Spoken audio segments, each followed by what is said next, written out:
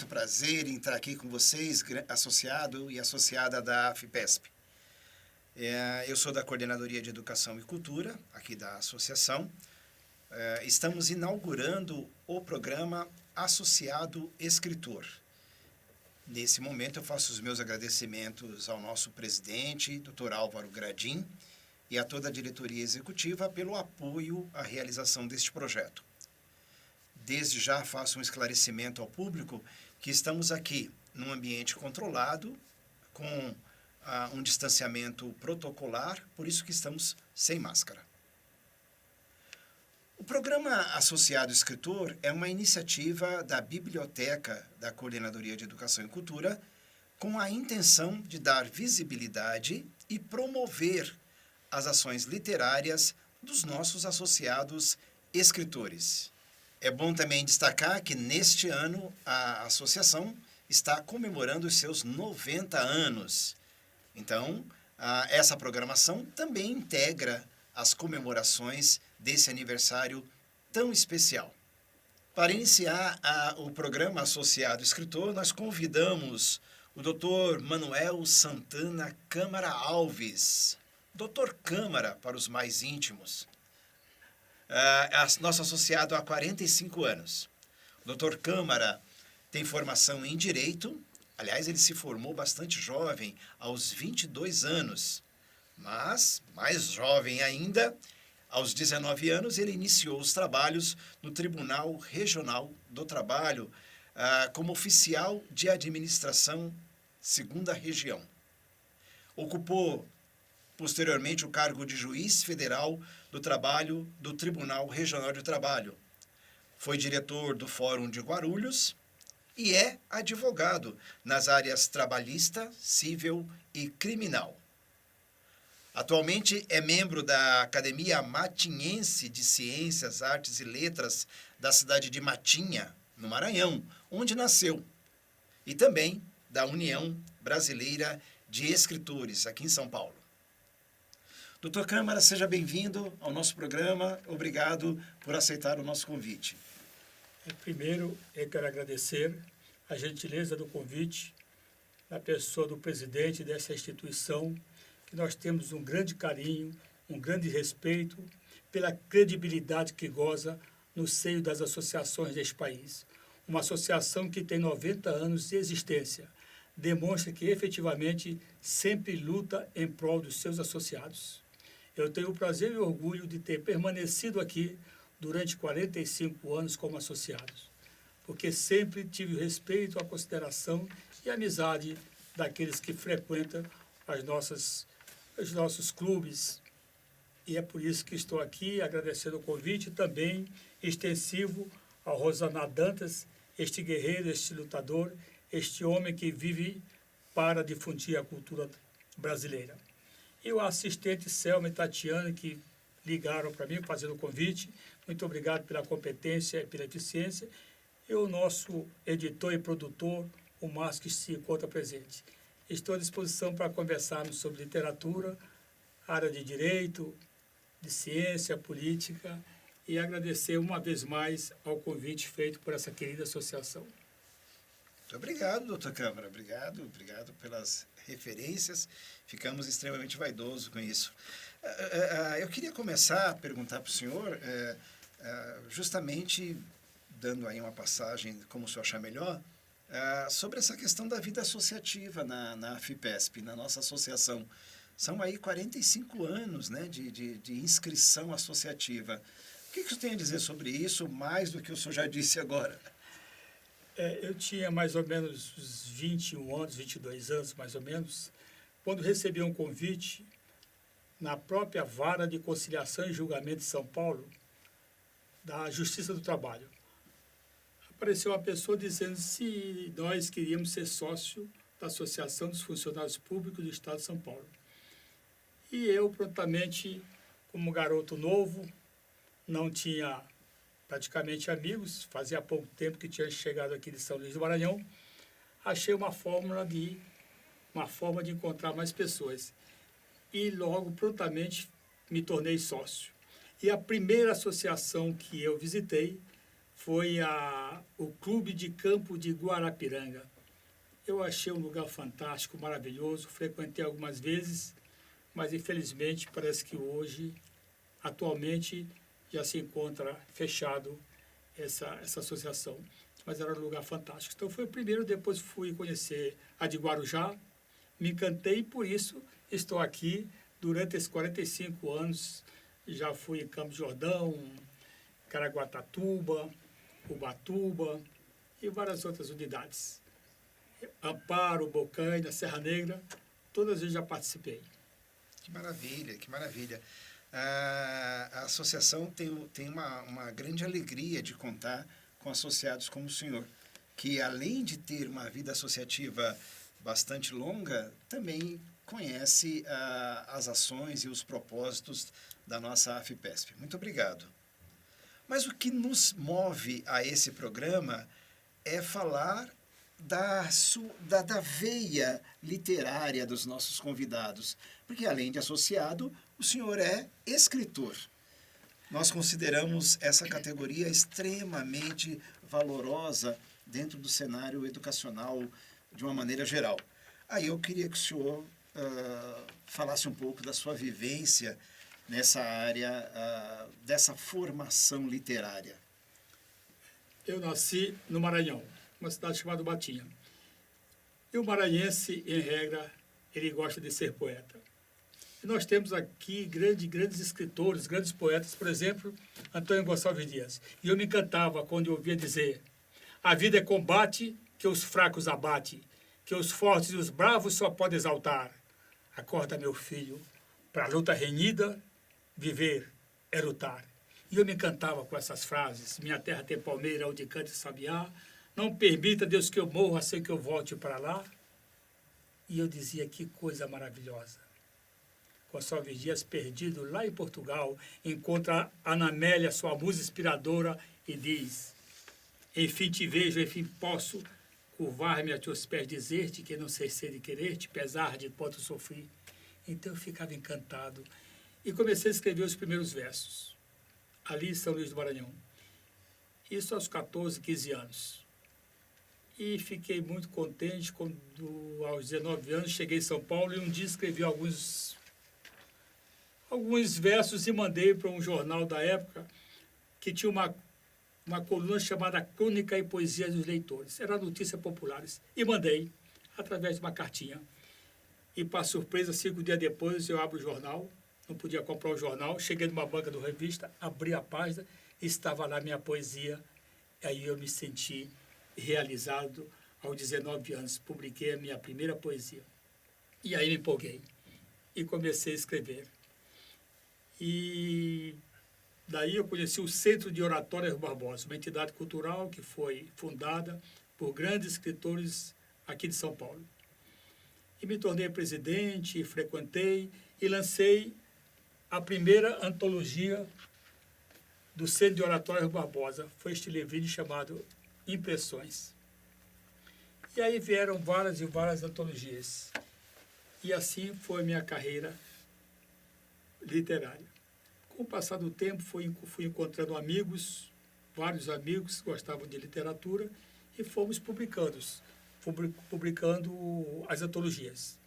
Eu tenho mais de 20 antologias que eu participei e alguns livros publicados. O último que saiu faz mais ou menos um mês. As Togas Cantantes. Isto era um sonho dos juízes aposentados da Justiça do Trabalho. E um dia eu fiz a proposta para nós lançarmos uma antologia dos juízes aposentados. E ela saiu faz mais ou menos um mês. É o nosso trabalho recente. Antes disso, nós publicamos, aos 22 anos,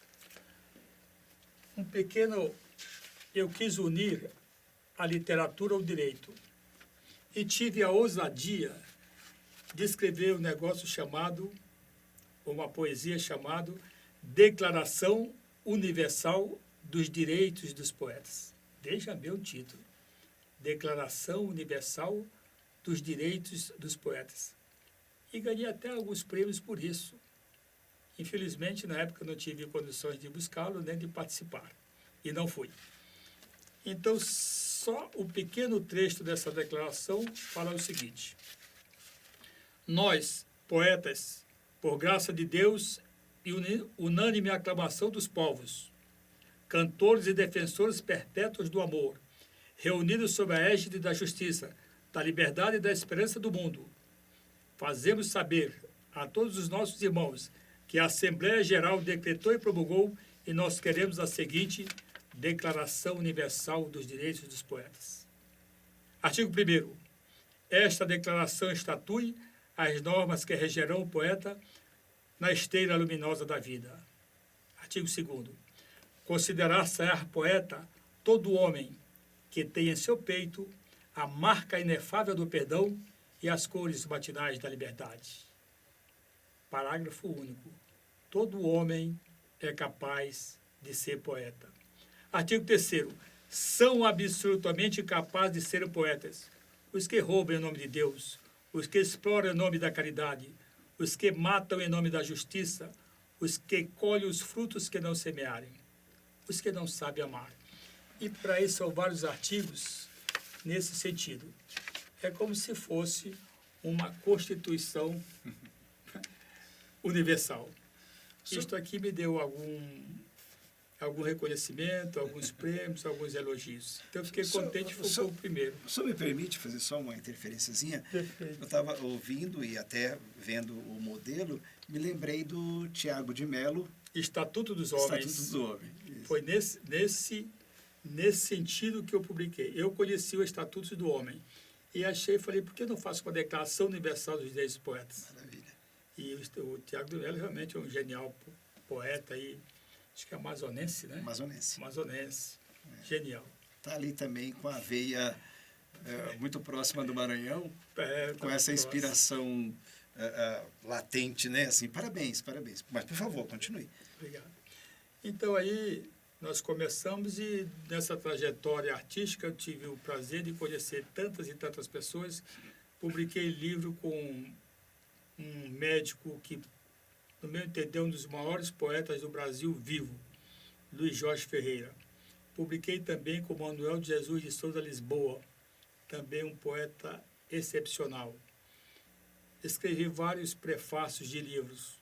E uma das curiosidades da minha vida, este livro chamado Sorrisos, Músicas e Lágrimas, tem como meu parceiro, ou meus parceiros, está aqui. De um lado, João Meirelles Câmara, que está vivo, com 92 anos de idade, tem 12 livros publicados. No meio está, no meu entender, o maior humorista do Brasil no palco, não de personagens. Personagem, todos nós sabemos que é o grande Chico Anísio. Mas em palco, sozinho, o maior humorista do Brasil foi este cidadão, José Vasconcelos. Trabalhou na Escolinha do Barulho e vários programas de televisão. E aqui sou eu. E um dia, o Zé, humorista, lá na Escolinha do Barulho, me mostrou algumas de suas poesias. E um livro que ele havia publicado chamado Cristo Inédito. Poucas pessoas conhecem a veia artística do grande Zé Vasconcelos.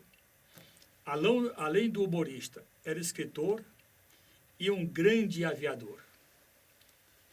E também um pianista e compositor. Certo dia, o Zé Vasconcelos me liga e diz o seguinte: doutor, uma música minha, de mais ou menos 1940, está estourando numa novela. Eu não acredito que isso aconteceu comigo nessa idade. Se uma música minha está numa novela, a minha situação vai mudar financeiramente, porque eu tenho direitos autorais. E aí, eu perguntei o nome da música, ele falou Nick Bar.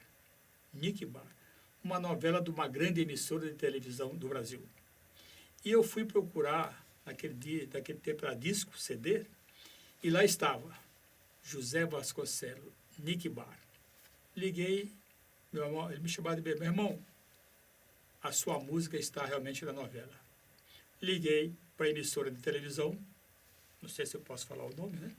É a maior emissora de televisão do país, e prontamente eles disseram o seguinte: o senhor pode vir aqui que nós vamos acertar os direitos autorais do José Vasconcelos.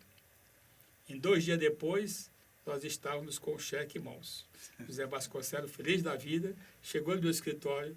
Eu nunca encontrei um advogado tão competente quanto contra você. Pois é, não, foi simplesmente uma conversa, porque você tem direito. Então, Zé Vasconcelos foi meu parceiro de literatura neste livro, Sorriso, Músicas e Lágrimas. Nós fizemos alguns lançamentos. Inclusive, ele foi em televisão e mostrou este livro. Na época, eu achei que não deveria ir e não fui. E ele mostrou o livro, fez divulgação. Nós lançamos em peças teatrais também, e quando ele estava fazendo show, nós lançávamos todos os direitos autorais, eu entreguei a ele na hora da venda dos livros, porque foi um parceiro, foi um amigo, foi irmão. Então é uma das curiosidades, José Vasconcelos, meu parceiro. Um outro que foi o meu parceiro no campo jurídico foi Jorge Loredo. O nome dele, Jorge Loredo, mas o Brasil conhecia como José Bonitinho, Zé Bonitinho, o perigote das mulheres, aquele do pente. Muita gente se lembra dele, né? E ele dizia: doutor, o pessoal não sabe distinguir o que é o artista do cidadão. Eu sou advogado. Então o pessoal chega no meu escritório, fala: bom dia, doutor Zé Bonitinho.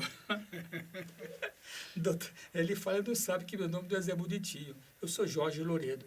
Depois que eu tiro a máscara do personagem, eu quero ser o doutor Jorge Loredo. Mas onde me chamam para entrevista, só querem falar de Zé Bonitinho. Ninguém me chama para falar do Jorge Loredo.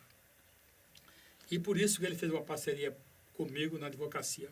E vários colegas dele têm problema de direitos autorais, direito de imagem, e ele não podia advogar diante da função dele, da corrida, então ele me fez uma parceria comigo. Quando os artistas tinham algum problema, ele vinha junto com um colega no escritório e nós fazíamos os pleitos necessários da época. E por isso eu tive vários artistas em meu escritório que não eram só clientes, eram e são amigos até hoje. E desculpa, mais uma vez, e aí essa parceria também se encaminhou para a literatura. O Jorge Loredo, ele não escrevia poesia, ele escrevia textos do personagem dele. Porque, às vezes, o humorista ele é ator e autor. Ele representa o personagem e escreve o personagem. Tá? Ele ganha 2 vezes, como o autor do texto e o ator que representa o personagem. O Jorge Loredo escrevia algumas coisas, mas em termos de poesia, ele não escrevia, só o Zé Vasconcelos, sim. Foi um grande poeta, um grande humorista, um grande aviador e, sobretudo, um grande cidadão e um bom escritor. O senhor já tirou a minha curiosidade, porque quando eu estava lendo sobre suas referências, o nome do José Vasconcelos apareceu e endosso o que o senhor disse sobre ser um dos maiores, o maior humorista que o Brasil já teve. Eu tive o prazer de assistir alguns espetáculos com ele e realmente não tenho outra referência. Aí, só para complementar a curiosidade, e aí é uma questão só nossa, como que se deu essa amizade com José Vasconcelos, por exemplo? Eu, na condição, na época, eu estava para sair do Poder Judiciário como juiz do trabalho. Um cidadão chamado Marcos Plonka, que é o Samuel Braustein, aquele da Escolinha do Barulho, que dizia: fazemos qualquer negócio, que representava um judeu, pão duro, né? Não sei se vocês lembram, as pessoas mais de idade relembram do Samuel Braustein, da Escolinha do Barulho. Tinha um cavanhaque e o Samuel Braustein era dono de um restaurante. E um dia eu recebi uma ligação, eu era juiz em Guarulhos, e o Marcos Plonka queria ser vereador em Guarulhos e queria que alguém o apresentasse ali na sociedade, não obstante não precisar de apresentação, porque ele era muito mais conhecido que eu, mas dentro da comarca eu era bem conhecido. E um dia teve uma solenidade e ele pediu que eu fosse com ele. E eu fui. E realmente todo mundo vinha conversar com ele e ele fez uma amizade comigo muito grande. Assim que eu deixei a magistratura, Eu recebi um dia uma ligação. Ele falava tudo impostado, grosso. Meu irmão, você me ajudou bastante na minha campanha, você nunca pediu nada. Mas agora eu queria que você viesse para a Escolinha do Barulho e ser nosso diretor jurídico, tomar conta do nosso jurídico. Salário, nada. Mas também não era a minha preocupação. Eu queria estar junto com eles e tal. Para mim era um prazer estar junto com o pessoal. E fui. Aí ele me apresentou o Jorge Loredo, que coincidentemente pertencia a uma entidade também que eu pertenço. Há mais de 35 anos que eu pertenço a uma entidade, sou fundador de uma das lojas aqui em São Paulo e fazemos um trabalho social também, graças a Deus, de grande relevância, levantando templos da virtude, cavando as masmorras aos vícios, sob o signo da liberdade, da igualdade e da fraternidade. E o Jorge Loredo era membro dessa instituição. E quando ele me encontrou, meu irmão, que prazer, vamos ficar juntos. E aí a parceria com o Zé Bonitinho, o Jorge Loredo, e com todo o pessoal da Escolinha do Barulho. Aí vieram o Castrinho, Sabarilov, Patropi, Mary Alexandre e tantos outros, o Zé Vasconcelos. Fizemos uma amizade muito grande até o dia que a Escolinha do Barulho deixou de existir. Mas foi um período realmente muito bom, muito produtivo. Lançamos livros juntos, viajamos em vários shows pelo Brasil, eu junto com o Zé Vasconcelos. Participei de algumas peças teatrais junto com ele. Ele foi o rei do riso. Ele foi o espetáculo sou eu. E até hoje os mais de idade sabem o quão genial era o Zé Vasconcelos e o Jorge Loredo também, dentre outros, da Escolinha do Barulho. Bom, lamentavelmente, a gente tem que encaminhar o nosso programa para uma reta final. E aí eu tenho uma pergunta do ponto de vista literário, só para a gente encaminhar. Normalmente, todo escritor passa por um processo de elaboração, né? E nunca é tão tranquilo isso, né? Assim, eu lembro de algumas frases assim, como é que você faz para escrever um texto? Quem não sabe do processo vê o texto pronto, né? E eu queria que o senhor, talvez, como escritor, abordasse um pouco esse processo de elaboração autoral. Como é que é isso para o senhor? Esse processo de elaboração, ele vem repetidamente. Às vezes, de madrugada, você acorda e vem uma inspiração, uma vontade de escrever. Eu costumo pegar o celular, ficar do meu lado, e hoje é tão fácil. Eu pego e ponho na Viva Voz e vou falando, e gravo. Então, se você pegar meu celular, tem mais de 300 poesias que nunca foram publicadas, mas estão aqui, neste celular. O dia que eu perder também, parece que salva-se nas dúvidas, essas coisas. Então, meu processo de inspiração é inspiração realmente. E também, às vezes, eu vejo um fato e guardo aquele fato, e daí eu escrevo um texto, não só a poesia, mas também as crônicas, e vou guardando. Quando eu tenho material suficiente, já tenho material para 2, 3 livros, inclusive um romance que estou quase terminando, e um livro infantil. Porque depois de uma certa idade, quando você percebe que tem mais passado do que futuro, você começa a pensar muito mais em viver intensamente a sua vida, sabe, com liberdade, com amor, com fraternidade, com respeito às instituições, à família, a todo mundo. Viver tranquilo sem arrumar confusão com ninguém. Esse é o grande lance da vida para sempre nossa. Então, eu comecei a escrever um livro infantil porque eu tenho 2 netos e eles gostam das minhas histórias.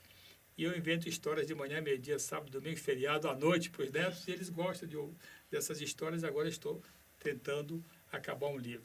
Maravilha. O Príncipe Noah. Que maravilha. E torcemos para que os netos sejam agraciados com essa produção. Então, eu sei que o programa está terminando, para ver mais eu agradeço, e tenho um grande prazer de ter ajudado a fundar uma academia no interior do Maranhão, chamada Academia Matinhense de Ciência, Artes e Letras. Na ocasião, eu consegui vários livros, milhares de livros, alguns meus e outros que foram doados pelo escritor João Meirelles Câmara, um cidadão que tem 92 anos de idade, 10 livros publicados, eu tenho 2 em parceria com ele, e vários prefácios que eu já fiz para ele. Inclusive, ele é autor deste livro.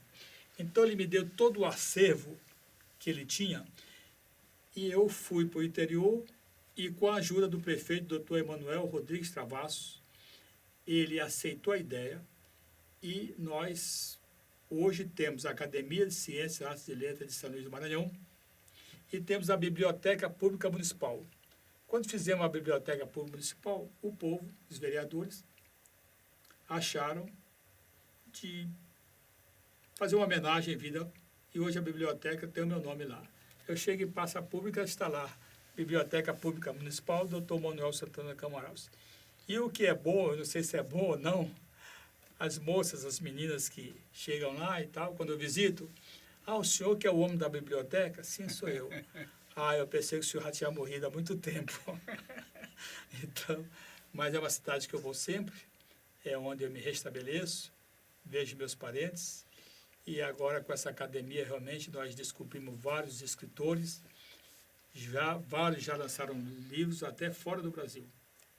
É o que a gente pode fazer em prol da juventude, dessa turma que está chegando, difundir cultura. Por isso que nós temos que parabenizar a nossa associação.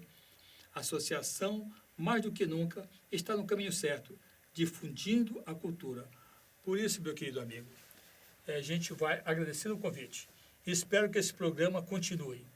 Que você, à frente com a tua equipe, possa difundir a nossa verdadeira cultura. Que o presidente da instituição sempre possa te dar o apoio para que nós possamos semear o bem, o belo e o justo. Muito obrigado uma vez mais pelo convite. Não tem como encerrar melhor.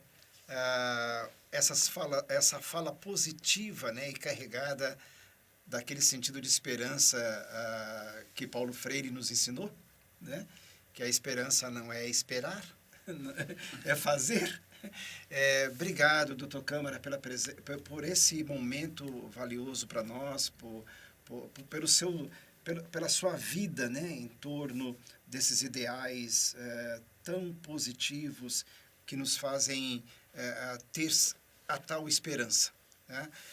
Eu gostaria, antes de finalizar, já deixar um convite aqui para você que é associado escritor e que não conhecia ainda esse nosso movimento em torno dessa expectativa de dar visibilidade, de acolher a sua produção e o seu trabalho, nos procure. Procure a associação, procure a Coordenadoria de Educação e Cultura. Nós vamos deixar na descrição e aqui no Lettere o e-mail e os contatos para você fazer parte desse programa também, do programa Associado Escritor. Obrigado mais uma vez, doutor Câmara. Por favor, fique com o encerramento final. Muito obrigado e que Deus nos ilumine e guarde em nossa caminhada.